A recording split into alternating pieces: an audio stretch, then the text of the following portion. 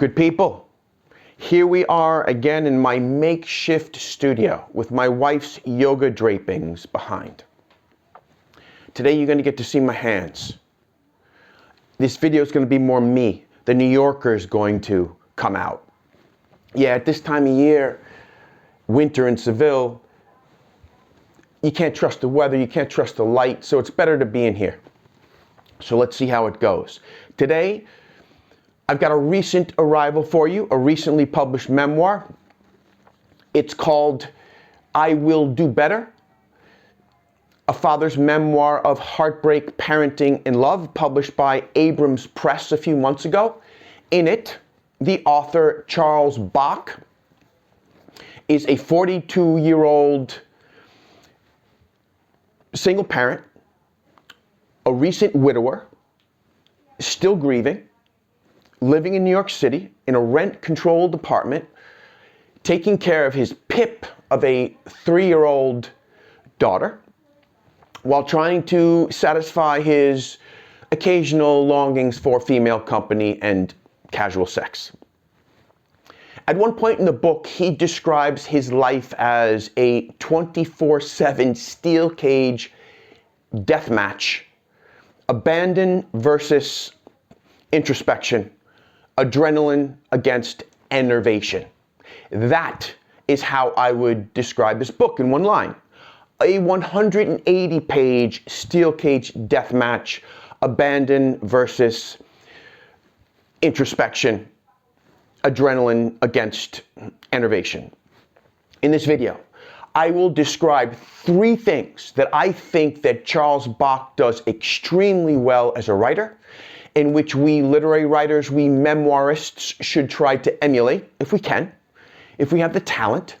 I will explain why I think that Charles Bock is an anomaly in the current state of literary publishing in the United States, and I will say why I dislike the title, I Will Do Better, why I think it contradicts everything that Charles Bock's presence in Charles Bock's book helped to amend. But before I do any of that, let me just give a quick summary and evaluation of Bock's first 2 books, both novels, because I think they shed light on and set up his most recent book. Okay, Bock debuted in 2008 with a novel titled Beautiful Children, and it got a lot of hype. It was published by Random House, and the New York Times did a big feature on Bock, claiming him as this striking new voice in American fiction, bold and ambitious, taking on new generational themes, but at the same time maintaining all of that traditional literary rigor. I think the book was rightly praised for its strong sense of place. The book takes place in Las Vegas. That's Bock's hometown. And it's about this kind of geeky 12-year-old kid. He's into comic books and video games. He's the son of this ex-minor league ball player and this former showgirl. He's kind of a disappointment to them. And one day he just disappears into the desert with this closeted gay comic book artist, also quite young. And the disappearance of this 12-year-old kid just little by little begins to destroy his parents' marriage.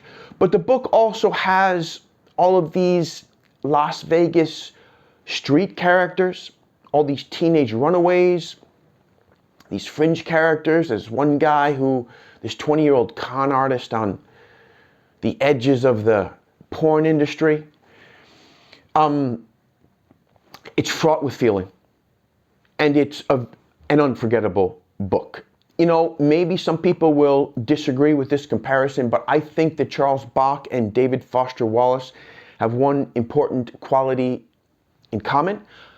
They're different in that David Foster Wallace is a very funny writer. I don't think that Charles Bock is a funny writer, but they both have a tremendous literary talent. They have a tremendous talent for wordsmithery, let's say. But unlike most writers with that talent, they write from their hearts. They don't write from their heads. I know that's a cliche, but it's true.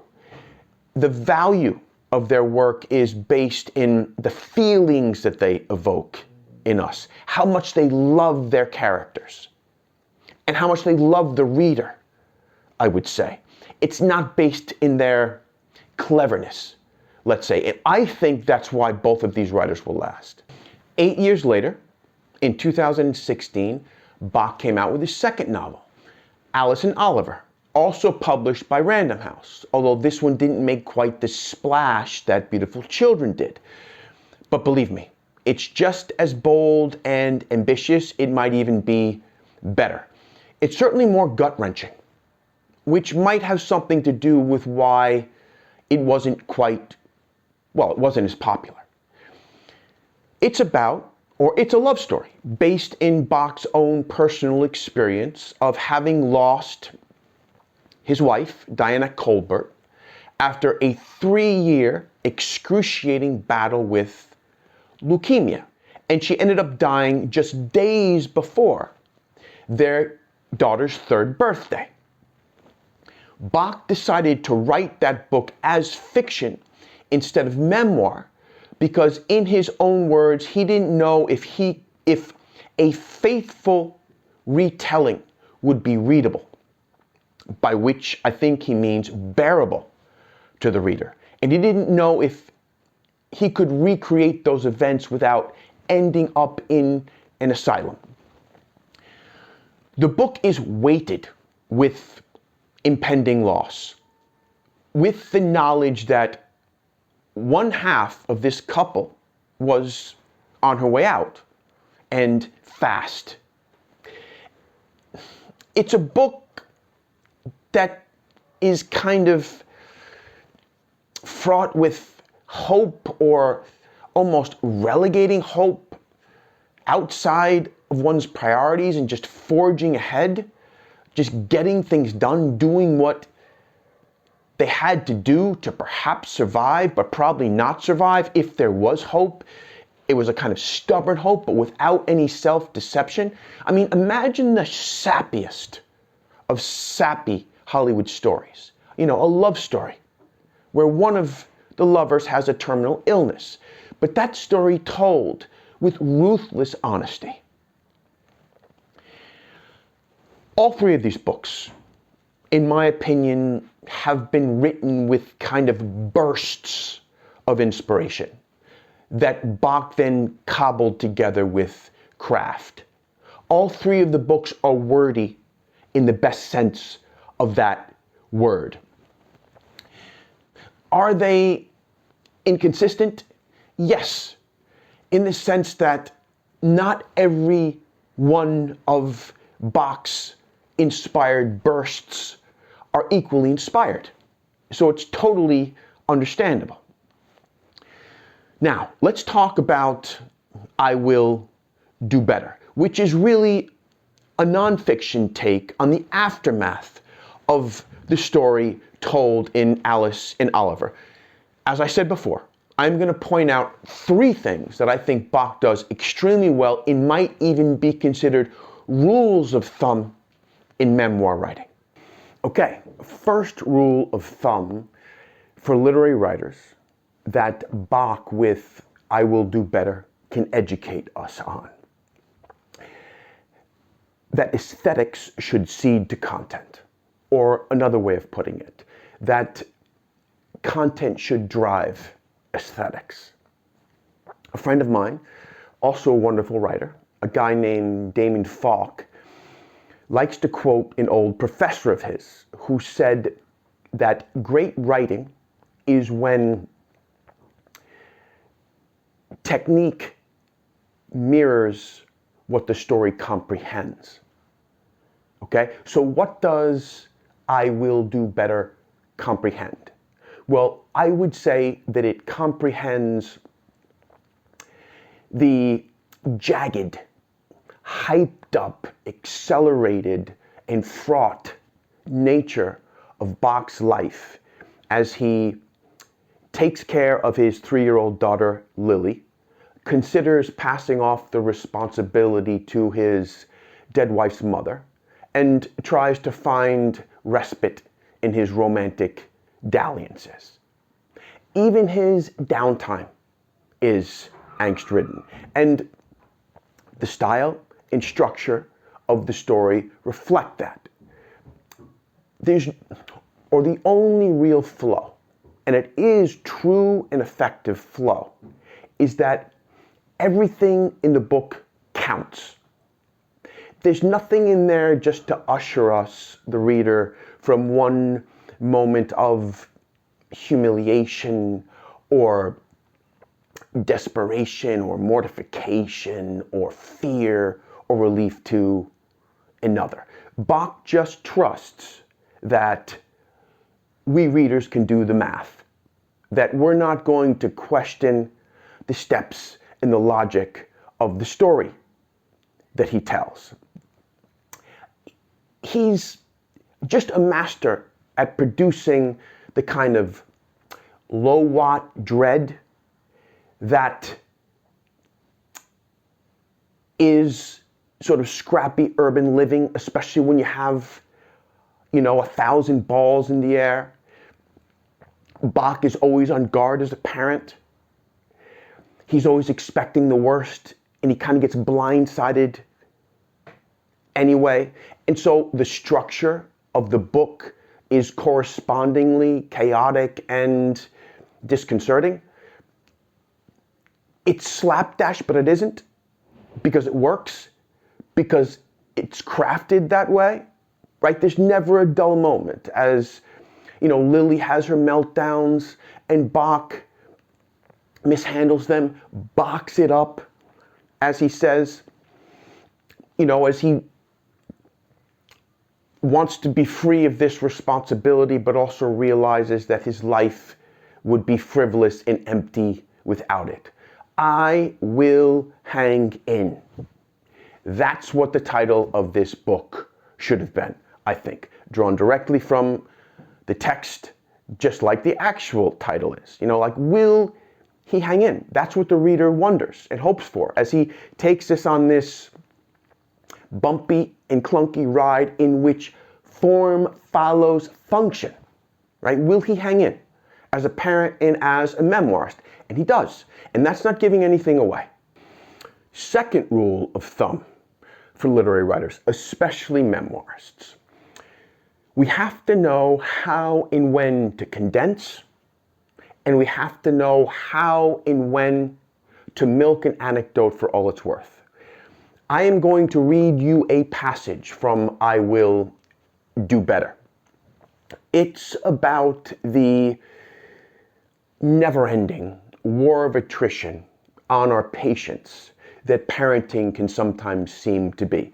Just notice, right, how Bock strings together this barrage of recurring situations, right?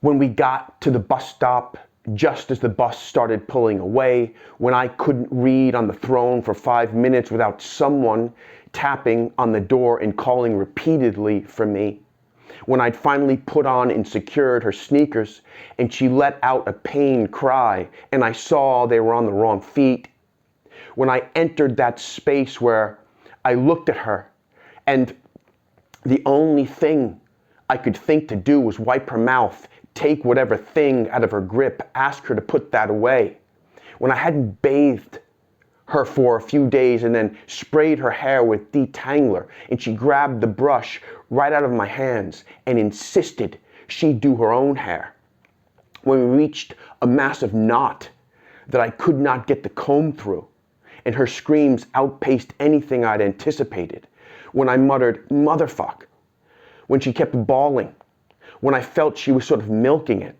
and I stopped with the comb and stared out at the ether and could not help myself and said, oh, just fuck me. When I saw her eyes twitch, saw this little wisp of a child slumping, buckling, and once again, too late, realizing that I was the instigator. I mean, do you see how much he packs in there? Do you see how much he covers in that relatively short passage and so vividly? But then at the same time, he'll write an anecdote about this one day during a blackout in downtown New York when Lily doesn't have school and he takes her out in the stroller in the streets that seem volatile, and there's this moment when he's distracted and the stroller kind of rolls away from him and he panics thinking that he's lost her. He just draws out the entire day and nothing really happens, but there's this ominous sense that just pervades everything. Or this just great, unforgettable scene in the book when he takes her to the Broadway production of Mary Poppins, and she's so happy he got these tickets from his friend, and she's there in the seat and she's talking to the girl sitting next to her. They're talking about the playbill. She's so excited, and then suddenly the lights go down and she turns into this screaming wreck and he has to get out of there. Or this other scene where, it takes place in the schoolyard. I also have 2 kids and I raised them basically from the moment they woke up to 3 p.m. when my wife came home from work. I didn't put them in school because we live here in Spain and I wanted them to be bilingual. But when you're a father around school events or picking up kids, right, it's such a maternal environment. It's very awkward sometimes if a father's there. And so he describes that very, very well. And so one day he goes to school and all the mothers are expecting him to discipline his daughter about this Brett that she appropriated from another girl. It's just so well done. So he knows exactly what to relegate to summary and exactly what to draw out to its absolute fullness, okay? Look, we read for pleasure. We read for joy. But if we're literary writers, we also read to learn. And this book, I Will Do Better, is an excellent example of knowing when and how to condense and when and how to draw out or milk an anecdote for all it's worth. Third rule of thumb for memoirists: confide, don't confess. I first heard this piece of advice from the writer and podcaster Megan Daum. It's part of her memoir writing program. I heard her mention it in a podcast, and she never really explained exactly what it meant, but as soon as she said it, it struck a chord in me. Here's what I think it means. We confess to be forgiven, for reassurance, hoping to be told that we're not as bad as we worry that we might be. We confide, however, from a position of strength or relative strength, of having already worked through the worst of the shit and not needing the reader for anything. When we confide, we trust that the reader will understand. When we confess, we're asking the reader to understand. Too many literary writers, when they confess, revel in their flaws and imperfections. They wallow in their anti-heroic nature, as if self-laceration were a kind of atonement. In my opinion, I just do not trust abject apologies. They smack to me of arrogance, of like, look how high the standards I set for myself are. Look how I can't possibly meet them. Shame on me, shame on me. It's a sneaky appeal for sympathy. Bock, in I Will Do Better, never falls into that, although he freely exposes himself. But it is never a self-tarring and feathering. He's never making a sneaky appeal for sympathy. One thing Bock does do, one tactic he does employ that works tremendously in his favor, that makes him tremendously sympathetic, and by tactic, I don't mean that he's being disingenuous. I just mean that perhaps in earlier drafts, when he was working through his material, when he was working through his shit, he made this discovery about himself, and he decided to use it as a tactic to tell his story. He never, in the book, gives himself the insights that lead him to taking the correct moral path, let's say. It's always others who point the way.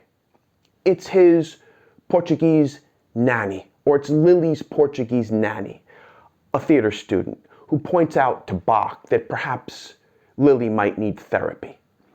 It's Bock's sister who gets Bock thinking straight when he's thinking about passing off the responsibility of caring for Lily to Lily's grandmother. It's Bock's therapist, Dr. Roberts, who makes Bock realize that he's being selfish and his moral failings when he's dating. He writes the book so that it's impossible for him to take credit for his self-correction. I mean, let's be real. He could very easily and legitimately take credit for hanging in there. But by having other characters be his moral compass, he saves himself from falling into that kind of be like me, despite it all. I pulled myself out of the squalor of my character and being, that kind of didactiveness that also sullies a lot of memoirs, okay? These writers who like to revel in their flaws and imperfections, okay, will also, I think, fall into, it's a kind of the flip side to the abject apologizer. They fall into wanting to be an inspiration and a balm. Like, be like me. It's okay to be imperfect. Bock confides. He doesn't confess. He doesn't need the reader's approval.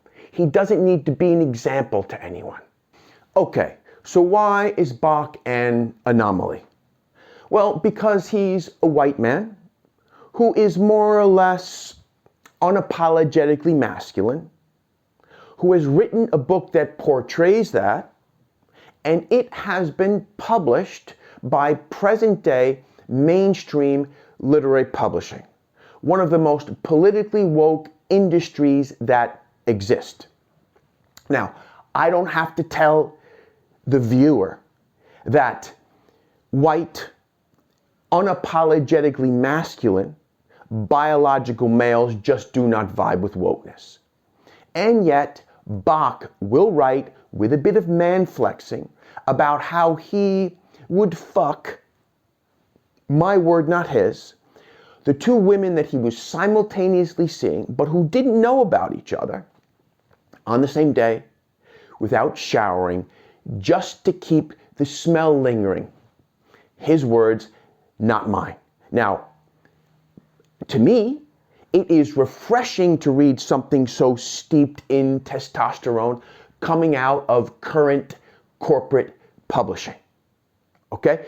And to be clear, Bock does not write about these women as just bodies. He writes about them with skill and respect.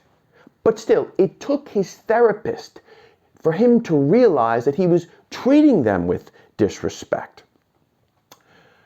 Progressive professional women just cannot approve of this behavior.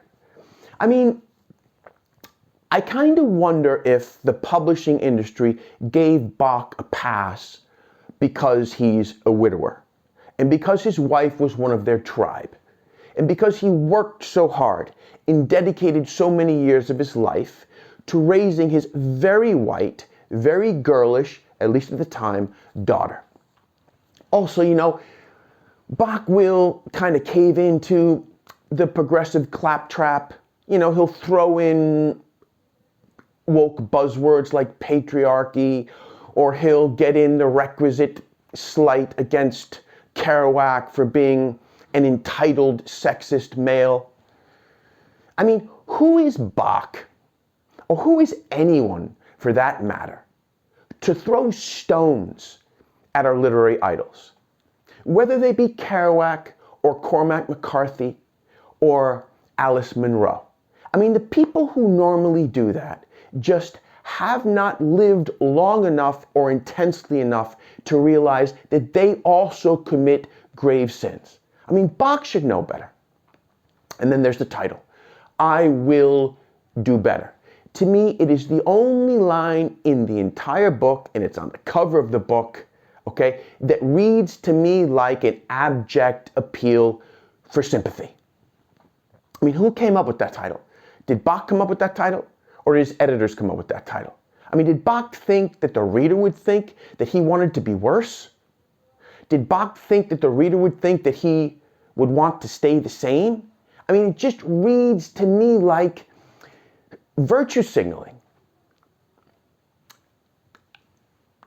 If I hadn't already read Bock's first two books, if I didn't already know that he was the real thing, then I would have passed on this book. The first time I heard the title, it set off alarms. Okay, false alarms, it turns out. Still, the title should have been, I Will Hang In. You know, nothing hysterical about that, plodding, right? With fortitude, but humbly so. That's what the title should have been. I Will Hang In. Anyway, I Will Do Better. A fantastic memoir, heartfelt, ballsy, with a half dozen memorable scenes that stick. Buy it, read it, be grateful for it. Let's hope that more books like it come along, and let's hope they have the titles that do them justice.